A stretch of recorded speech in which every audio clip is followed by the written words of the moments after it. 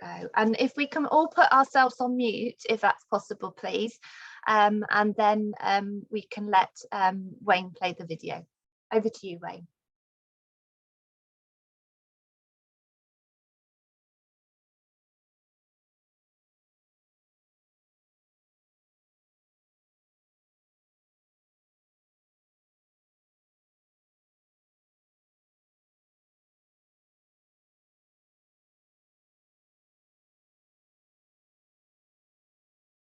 Medway Hospital in Kent.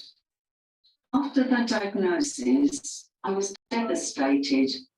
I felt so unhappy, confused and frightened of the journey ahead of me. So I thought to myself, I'm going to do something about the situation that I now find myself in. I am still me and still want to enjoy the same things and activities as I did before my diagnosis. I also wanted to educate people about what living with Alzheimer's is really all about. So I became chair of the Dementia Action Alliance steering group in Medway to raise awareness about the difficulties people with the disease face. I believe there is so much that can be done to help us with our daily lives. I want to influence places where we can carry on living our lives. I would like to see a logo in the window of places that are dementia friendly. I may have dementia, but I do my best to be positive. I also want to stay independent for as long as possible. One day I will have my driving licence taken away from me because of dementia. For my not so good days, I have a disability bus pass. I learn the bus routes by taking photos of buses and bus stops and making notes in my bus notebook. I carry a GPS tracker so I can still remain active, but my daughters know where I am if I lose my way. Raising awareness of dementia is my work now. I want to help the Alzheimer's Society as they have helped give me back my life. Your support for the Alzheimer's Society can make a real difference to the lives of people like me, both now and in the future. Thank you for listening to me. I really hope you can help.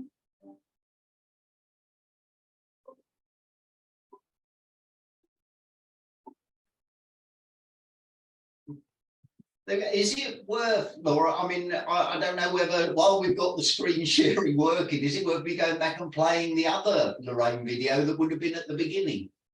Yeah, so I don't know about everyone else's experiences, but the video was a bit disjointed. So the audio was good, but the visual was a bit disjointed. So I think what we'll do is the students will have access to this. So I think it'd be better maybe for the videos to be seen separately, if that's okay. But I think we can continue with Rick, if that's all right. Can I just interject one more moment just to show how flexible and conversational today is? Just wondering whether, because in that video it mentioned and we saw Lorraine's Sassy, which was the name of Lorraine's car. I wonder if Lorraine would want to make any comments about the video at this moment. Yeah, please, Lorraine, if you do.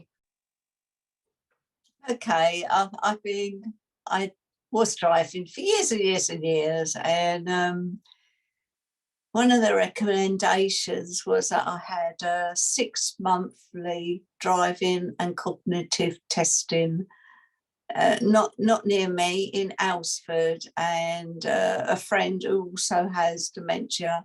He didn't have to have this 6-monthly consultation, so he used to take me there. It's a dual operated car. You have a cognitive test and also driving with a person in the front and somebody in the back taking notes. So it's quite it's like Groundhog Day with having your test over and over again. Anyway, as I say, I was diagnosed nearly 9 years ago now. Last April, it's the day before my birthday actually. They revoked my license because I knew things were, you know, altering in my journey with dementia. So that was the last time I drove. So it was a year ago, and it's quite painful now and again when I saw the clip of my blue Sassy, because the number plate, it was very S's and Z's, and so it was a little like Sassy. But since then I've learned, I haven't learned it, but I write down buses and things. So that's that, isn't it, Wayne? Yeah. Yeah. And just to say on that, from the campaigning leadership point of view, once we found out within our group and then exploring further across the country outside of our group, that Lorraine had to have a test every 6 months. Other people have a test once a year, and other people have no test whatsoever. So we started exploring to try and find a common denominator. No, it's not linked with what dementia you've got. No, it's not linked with how long you've had it. No, it's not linked with how old you are. No, it's not linked with how long you've held a driving license. There is no common ground. It seems to be a totally random decision. Some people get tested, some people don't. Now, some people, particularly with vascular dementia, you could have a stroke at any time. It could be instant. You could be driving and suddenly bang, and that surely is dangerous. And yet very few people with that particular dementia get tested at all.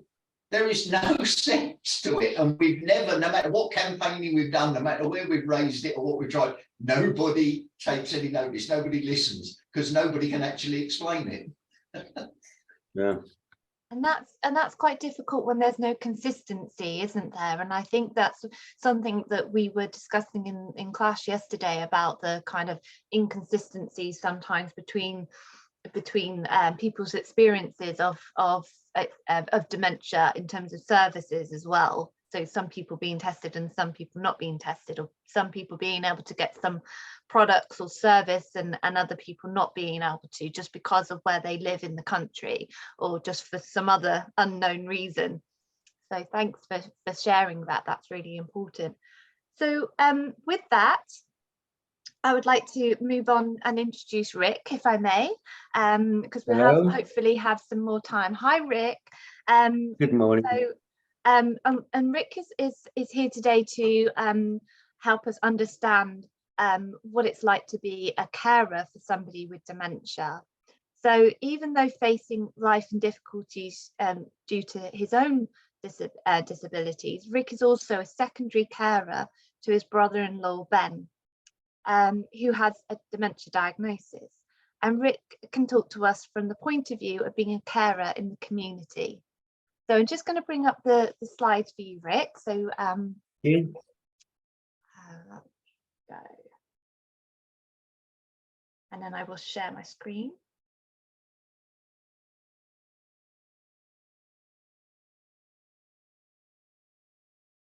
Sorry, my computer's on a bit of a go slow. I think it's struggling. Okay, so I think it's this one. There you go. Are you able to see that? Can you see Rick there? Yes, You yes. can. Thank you, Wayne. I saw the thumbs up. Thank you, Wayne. That's lovely. Thank you so much. Well, so Rick, please over to yourself. Okay, thank you very much. Thank you. As you know, my name is Richard, but most people call me Rick. I'm 59 years old, single, living alone in an extra care independent living West Kent Housing Association. It's a communal place of 63 flats with a 24/7 care service available, which I use on a daily basis. This is because I have a severe disability due to a fall I had in 1996. I was helping an elderly couple with their guttering as they were getting damp through their walls. I had metal ladders raised and I cleared the gutter full of leaves and dreadful rainwater. But as it was summertime, I fortunately had no shoes on and I fell 6 meters. My fault entirely. And I broke both ankles, 2 discs were removed and ended up with a kneecap replacement. That is now why I'm registered disabled. I used to be so active and I love sports, but now all it seems I can do is watch sports on TV. Also living alone here in one of the flats at Montgomery Court is my brother-in-law, Ben, who's 74 now. Ben was a great bricklayer and builder, and there were many examples of his handiwork all over London and the South East. But unfortunately, he now has vascular dementia. When we first found out following his diagnosis, we all found it so difficult. It's like all services and support and activities available are hidden, so you don't use them. It's so unnecessarily difficult to find places and numbers as we were desperate to find out what services were available. Social services just put our calls to different departments and extensions, passing us around until we felt the whole thing was futile and exhausting. More early and immediate help and information and support is needed for people to get advice and help coping with this disease right from the very start at or immediately following diagnosis. I see Ben every day because he lives in the same building as myself. We cannot avoid each other even if we wanted to. We are close, but not always together, as he also has his own friends and connections here. But I always check on him a few times a day to see that he's okay.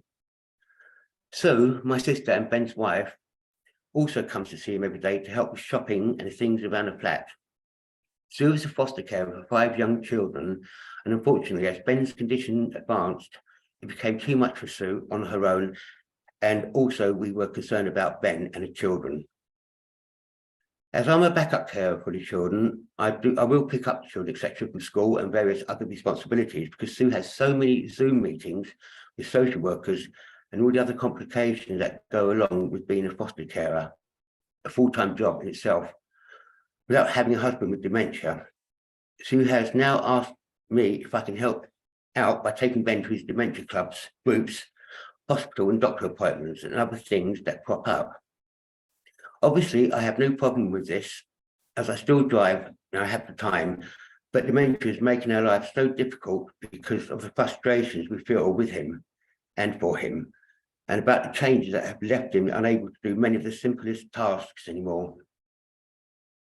There are many examples of these simple things, like when Ben goes towards my car, he doesn't know what side to get in, but then he's trying to put his seatbelt on. It takes 3 to 4 minutes for him to plug it in. And I'm not an angry person and tried hard to let him always find a way himself that is mostly good for him. I am becoming so frustrated with him.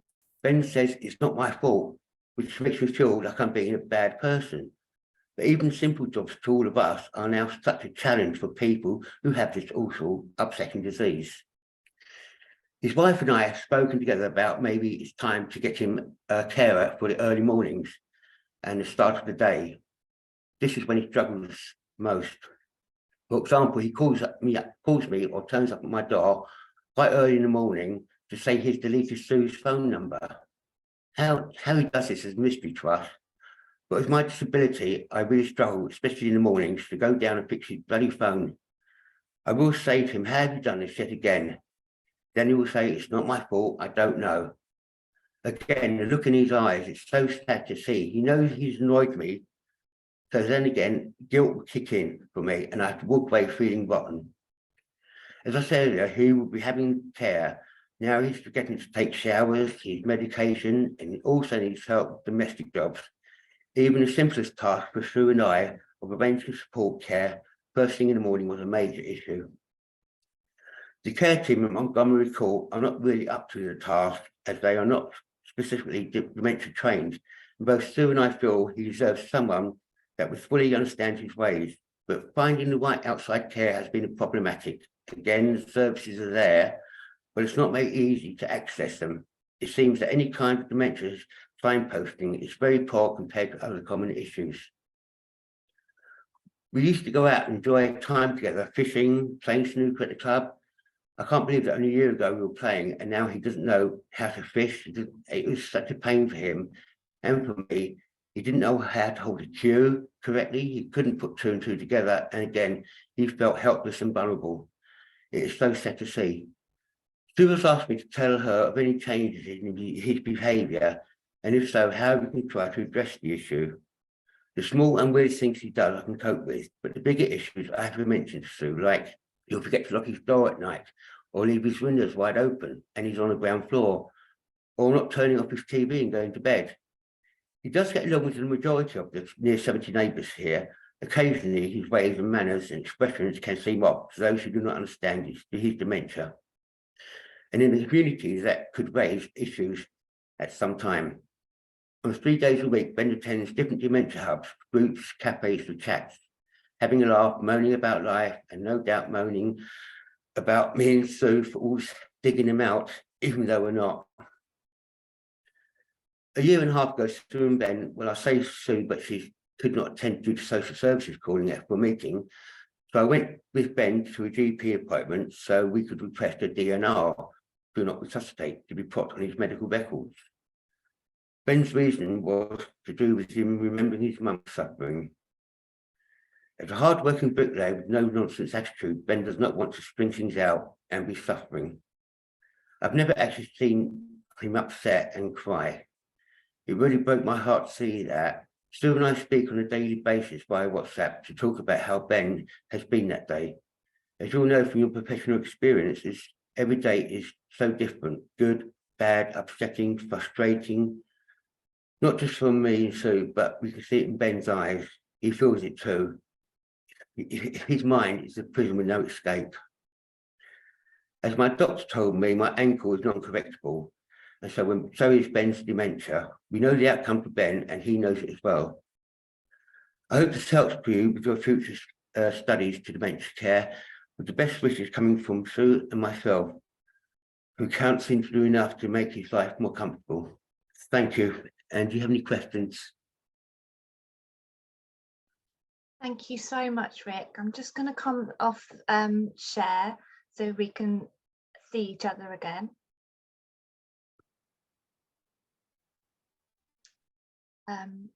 Thank you very much, Rick, for that. That's very hard to hear as well, you know, about from your point of view of how you obviously find it really difficult to see your brother-in-law go through these changes as well, and also I think it's really important from a carer's point of view to the feeling of guilt when you're trying the best to support somebody, but then, you know, that feeling of constant guilt, which I think is something that carers, it's horrible, often feel. really. Yeah. So thank you for sharing that with us. And I'd like to ask the students whether they have any questions for Rick.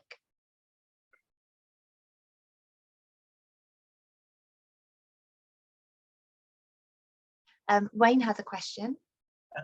Yeah, kind of as a student, it kind of crossed my mind. As a care, I know, and Lorraine knows because of things we do and places we go in the community, that there is not lots, but there is a fair amount of support and services and places to go and people you can see to find things out for the people with dementia. I was just wondering, do you, as a carer, get to have meetings, to have places you can go to find out information of what are you as a carer supposed to be doing for this person with dementia? It's very difficult to find out this information. It really is. So it's you learn just learning as you go along. It'd be nice to speak to somebody who could give me advice and help me with my frustrations and sometimes anger, but it's very difficult to find help. So I turned back to yourself, Wayne and Lorraine. You both helped me so much, but I find it so difficult. I really do. And it's horrible raising my voice because it's not his fault. It's a horrible situation to be in. I'd like to speak to someone professionally, try and cope with this, because it is upsetting for me to see this degrade. His diagnosis is awful. Sorry. Yeah, thanks, Rick. I just was mindful that Lorraine had her card up. So Lorraine, would you like to? Thanks. Yes, Rick, are you aware there's carers meetings? And if so, do you know where they are? Because No, you're I don't. a carer, and I'm sure Wayne would help you with that. Maybe a carers meeting in your local area. I Also, really would appreciate that. I really would appreciate it. yeah, because you are a carer, so Yeah. Yeah, that might I'll try my help. best. Yeah, thank you, Lorraine. And I think that's really important as well, isn't it, to show how how we as a community of students and lecturers and people with dementia and carers can support each other. We're all supporting each other here, and that's really important. And also the fact that it is difficult for carers to find, to know that there's support out there for them, but also where they can find it, and in a way Exactly, that's yeah. suitable for you as well. Because if you're busy caring, how do you have time to go to these support groups or whatever? So that's the thing, isn't it? It's finding it within the realms that's suitable for you. Yes, Wayne. Yes, I would appreciate some help in trying to find someone Yeah, I of can course. talk to, because it is difficult, because I don't know what I'm doing. I'm not a professional. He's my brother-in-law, and yeah, I saw how he used to be 10 years ago, and he's just a shell of himself now. It's just so upsetting. And Yeah, so I need help. yeah, Thank you. definitely.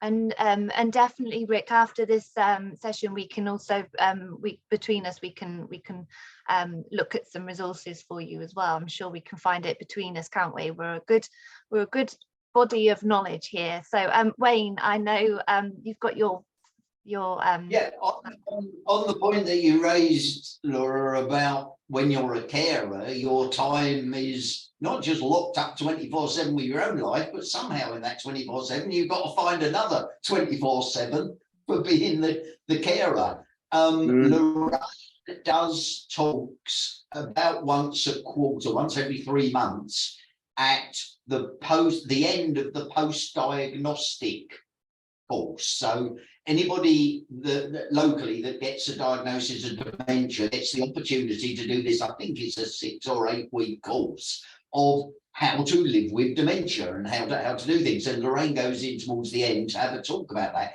And it is the group of people with dementia and their carers. And what is nice at that point is that after Lorraine has done her talk, I think the group then gets split. Because you've got a room full of professionals as well, they can split them up, but you have one room for the carers and one room for the people with dementia, so that they can have separate, private, unemotional discussions. But of course, that's a once every 3 months professional setting. We need that weekly for the carers. Really, yes, absolutely. Yeah, absolutely. Yeah, well done. Thank you very much. That's really helpful, and really we're actually coming on, I think it's tomorrow, for the students. We have a complete session I think it's in the morning, or but certainly to come, about carers particularly, and the services that are available, and how we can support people with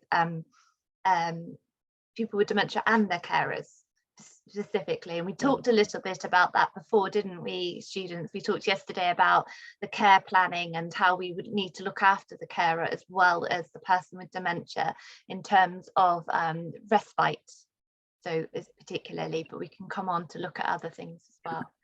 So I'm mindful of time again, because I've just had a 10-minute pop-up on my Zoom.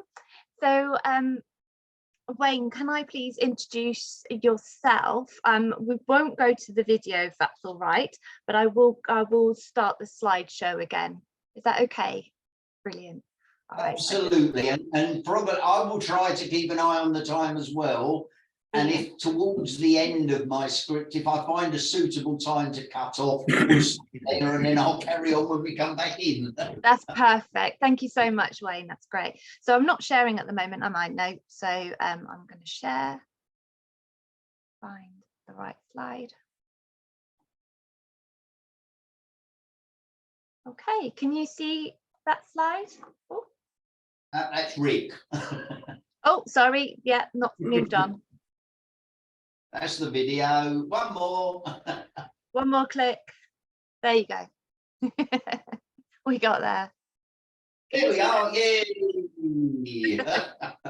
Okay. Well, hi again. I'm still Wayne.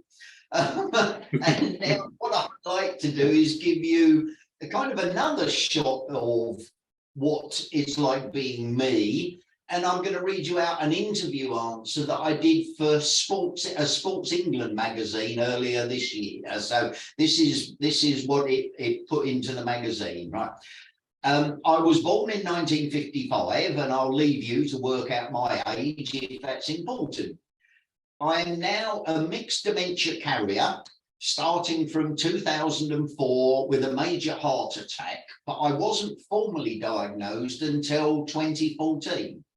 I'd been ducking and diving for 10 years before I risked getting a formal diagnosis. I was not in denial, as so many people are, but I didn't want the hassle of others trying to control my life. But by 2014, there was no real choice.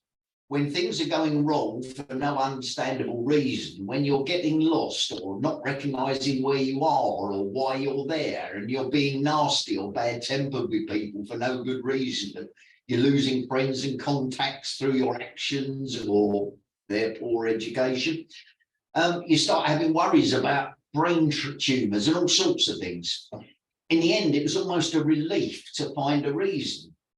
And I decided to live with dementia, to compensate as best I could, which is what I've done. There's nothing to be gained by not being positive. I have vascular dementia and Alzheimer's, chunks of each. And I'm now also, right at this moment, in the process of undergoing more analysis to see if the Parkinson's-like symptoms that I've been experiencing over the last 2 years are in fact signs of Lewy body dementia coming in.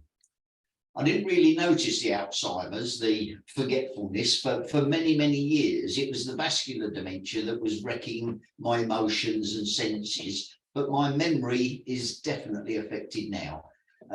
Luckily, I have access to a great and experienced Alzheimer's and memory issues guide in Lorraine. Over the years, I've become very reliant on mechanisms and strategies more than my brain. Phones, computers, pencils and paper, other people, double checking, making 2 copies of things, trying to be efficient and structured and tidy. Putting things back exactly where they're supposed to be is a lot better than spending the next 2 years trying to find the bloody things. Dementia also means keeping in your life only people who have importance and specific meaning. You haven't got the ability, and this is going to sound awful, to be wasting brain power and effort on people who are irrelevant. Your circle of people gets smaller and smaller. Dementia makes that happen. It might seem as though you're being rude, but you're not. It's all about survival and trust.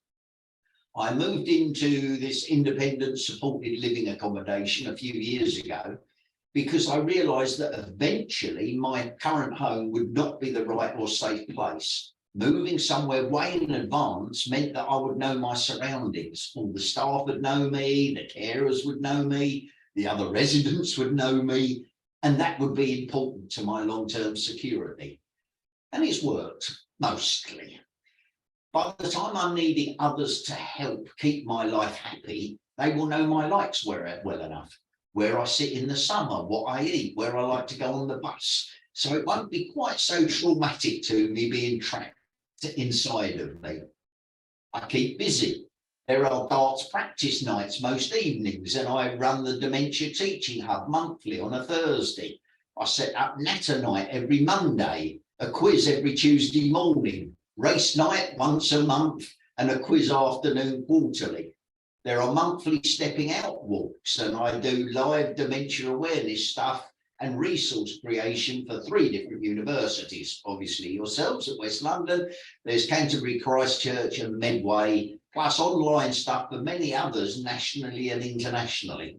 I participate in a vast amount of research studies and expert panel projects, plus I'm forever going places to do mystery shopper visits and advice sessions. Communication with others is so important to humans, but that's the trouble with dementia. You start to lose confidence. Then people start talking for you. You lose the chance to practice, then that results in you going quiet. I've seen it happen far too often. Even here where I live, a relative will start correcting my friend with dementia and he just falls silent. That's devastating. Mentally and emotionally, having dementia massively gets on top of you at times. If people say they don't fear it, they're lying. There is a massive amount of fear, massive amount of anger and frustration about what's been taken, why. Even somebody like me who's bright and aware and careful about planning for the future, I know it's completely out of my control, and that terrifies me.